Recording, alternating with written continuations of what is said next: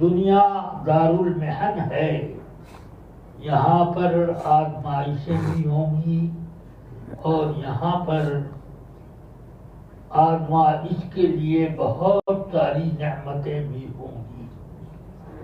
ہر چیز کو آدمی نہ مصیبت سمجھے، نہ ہر آسانی کو آدمی نعمت سمجھے۔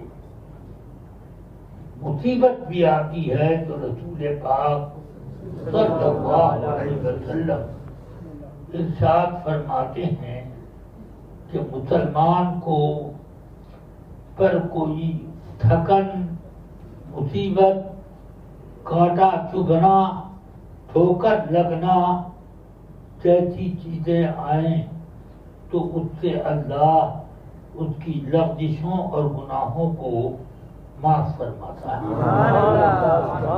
تو یہ ایک نعمت ہی تو ہے۔ سیدنا ابو تراب نخشبی رضی اللہ تعالی عنہ اولیاء کرام میں اور ایک بزرگ ترین ولی گزرے ہیں۔ وہ راستہ چل رہے تھے اور ٹھوکر لگی، انگوٹھے کا ناخن اڑ گیا۔ کتنی زوردار چوٹ ہوگی، ناخن پر تو تھوڑی سی چوٹ لگتی ہے تو آدمی کی وہاں چوٹ لگی اور آنکھ سے ٹپ ٹپ پانی گرنے لگا۔ مگر امام غزالی رحمۃ اللہ علیہ فرماتے ہیں شیخ ابو تراب نقشبندی رقص کرنے لگے اور اللہ کا شکر کرنے لگے، اے میرا رب کریم، تیرا کتنا بڑا کرم ہے کہ تم نے مجھے معافی کے لیے یاد تو رکھا۔ کتنا بڑا کرم ہے۔ تو مصیبت آئے تو کبھی یہ بھی تو سوچو کہ میری لغزش معاف ہو رہی ہے کہ نہیں۔ ہمیشہ مصیبت میں بلکنا کوئی لوازمات میں نہیں ہے۔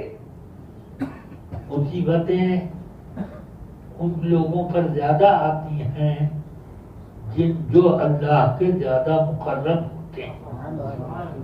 انبیاء کرام علیہم الصلوات و تسلیم پر جو مصیبتوں کے پہاڑ ٹوٹے ہیں اس کا آپ تصور نہیں کر سکتے، مگر ان کی ثابت قدمی نے ان کی عظمت کا ڈنکا بجا دیا اور انہوں نے کبھی بھی اس سلسلے میں کوئی پریشانی محسوس نہ کی۔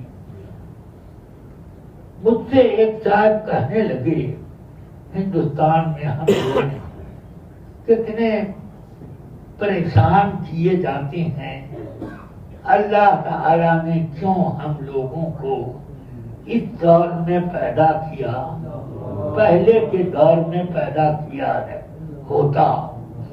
میں نے کہا خبردار ایسی بولی مت بولو، تمہارے پہلے والوں پر بھی گزری ہے جو ہم پر اس کی پائی بھر بھی نہیں۔